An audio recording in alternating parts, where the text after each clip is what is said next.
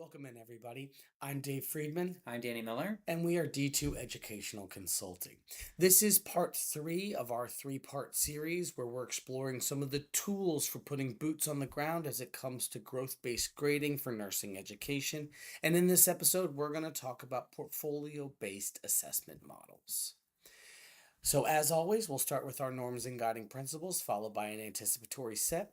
We're going to look at portfolio-based assessment tools, and then we will reflect and close. We start with our norms and guiding principles, and we are guided by Harvard Medical Schools and the CSLC's governing assumption that everyone participating in our activities is intelligent, capable, and cares about doing their best and wants to improve. Off to the side, everyone, we have our 5 norms and guiding principles that we use to guide our own practice when we work with learners. And so if you'd like to pause really quickly, everyone, to reflect and take one of those forward into our session today, we invite you to do that now.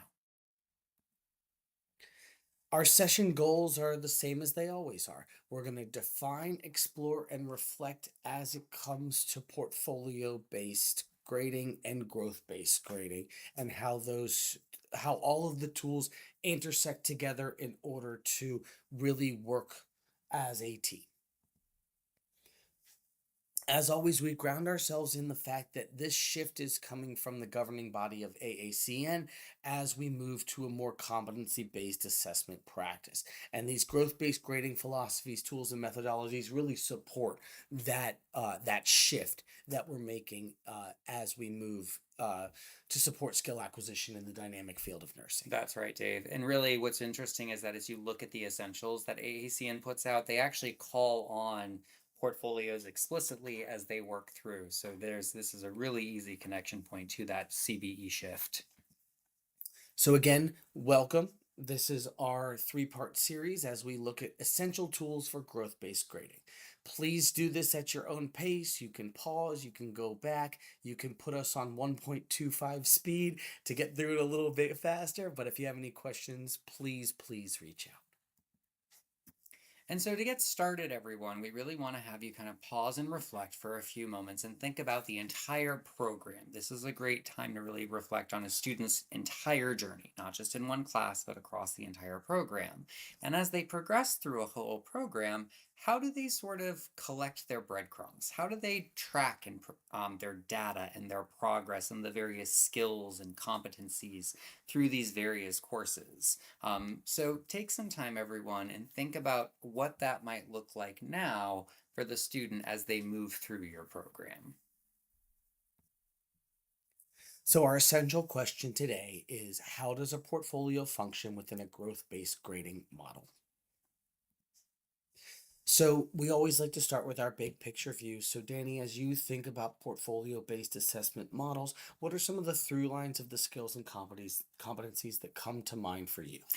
What I see, Dave, is really the way in which this portfolio is sort of the student ownership, and it's sort of like their suitcase that goes with them from course to course to course to course. As they're traveling through these various courses, they're putting different artifacts in their suitcase, and those various artifacts are sort of demonstrating what they can do.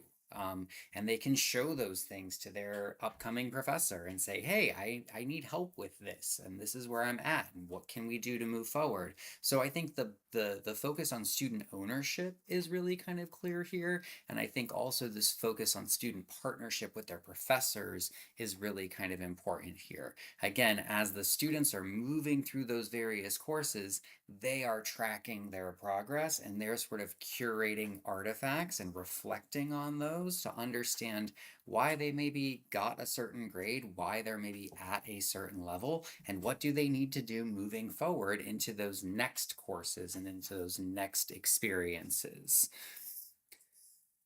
That's really great, Danny. And what I'm really hearing you say is a lot about student ownership and how student ownership can really help with that transference because they own the language of the skills because it's been provided in such a way. And they own the reflections on the task where they are looking at the specific skills that they are going into. And through that, they really can transfer their success from course to course in order to build that mastery. That's right, Dave. And then think too, as well, how this is part of the experience of so many students in these really skills-based frameworks. I remember doing a portfolio myself of my teaching experiences as I was moving through a program. So it's not like this isn't a system that students maybe haven't already experienced themselves or that they're not already sort of familiar with as well. That's a really good point. Yeah. So, as we talk a little bit about portfolios, we keep our four pillars at the forefront where we are talking about consistency, transparency, simplicity, and the incentive. So, Danny, tell me a little bit about how these portfolios might help to provide consistency.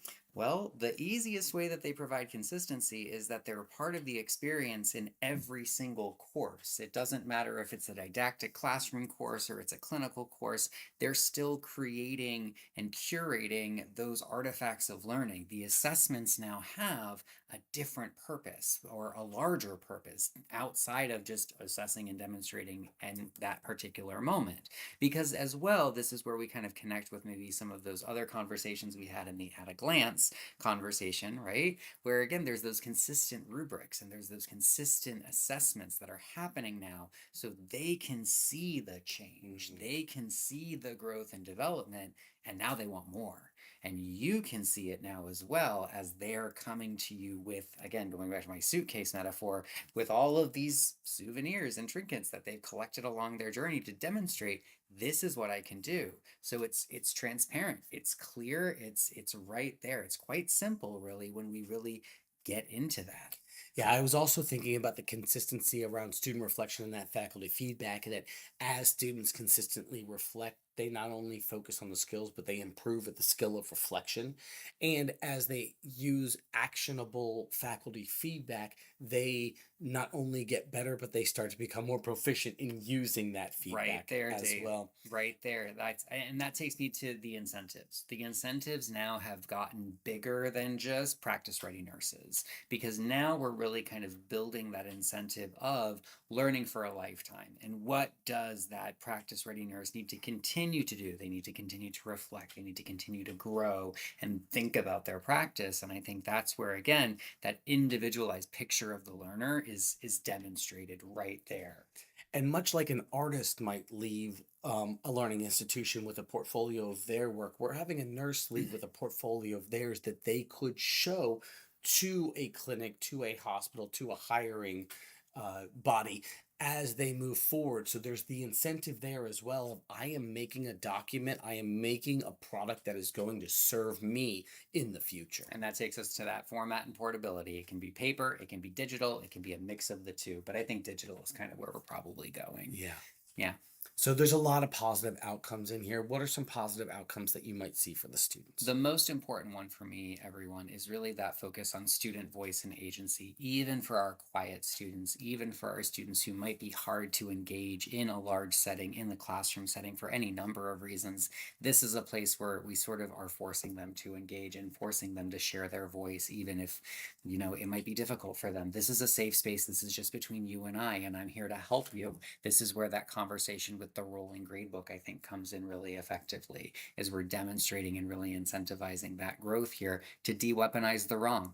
I want to see you grow. I want to see you improve. And this is what these artifacts are sort of demonstrating about this journey. And that feedback now, that cycle is now a coaching cycle, an improvement cycle, and it's not just criticism. It's not just harsh. So again, we're focusing on the growth, we're incentivizing the growth, and the student is really part of that conversation in a way that maybe they're not before, right, Dave? Yeah, and I really like how we're coming back to the ideas in the rolling grade book and coming back to the ideas in the at a glance documents here as well. And you'll see if you watch these videos back to back that there is some overlap because they do work together. And so for teachers, for instructors, we see that same transference in skills from course to course, from instructor to instructor, because students have the physical product in their portfolio to show how they are learning from course to course and from instructor to instructor.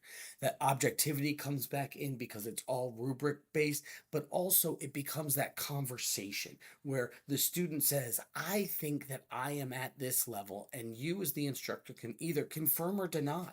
You can either say to an extent. Mm-hmm.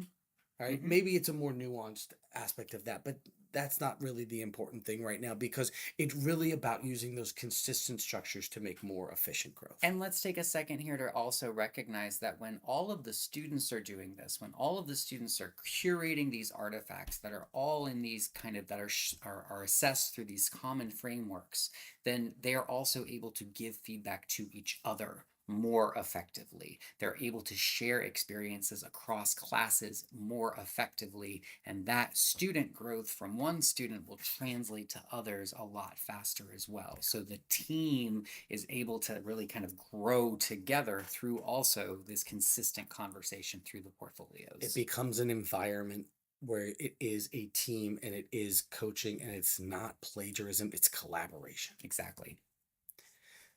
So again, y'all, thank you so much for joining us. As we reflect and close, we want to think about how these student portfolios really reinforce the voice, responsibility for learning and growth. How this really puts the onus on the student to be the learner in here and not the professor necessarily to teach it to them. Because at the end of the day, it's their journey. At the end of the day, it's their data. They are the person who needs to learn this. And so that's where they can see it, they can feel it, they can mark it, and they Mhm. can own that journey as well. And that I think becomes the incentive. Exactly. And talking to practicing nurses in a lot of situations here, if a student came to you fresh out of college with a portfolio, would that be something that you would like to see as a part of the hiring process or a part of the training process as you come in there that they can say, hey, listen, here's my document? Or maybe they just have the conversational skills and the reflection skills in order to do it. But like, how can that function in the hiring process? That's right, Dave. A great thing to think about as we close. So, again, today, everyone, we really dove into the idea of the portfolio and how the portfolio helps to realize growth based grading. And I think the power here is not within a single course, but really across an entire experience, an entire program of study. We really analyzed the way in which this tool aligns with growth based practices and competency based education models to support student development and the learning of those competencies and the achievement of those learning outcomes, which is what we want them to do at the end of the day, anyways. So this is our conclusion to the three-part series. However, you can watch them in any order, and we hope that you go back and you rewatch and you take a little bit from them as you do. If you have any questions or comments along the way, please feel free to reach out. Once again, I'm Dave Friedman, And I'm Danny Miller. and we are D2 Educational Consulting. Thank you so much for joining us today. Take care.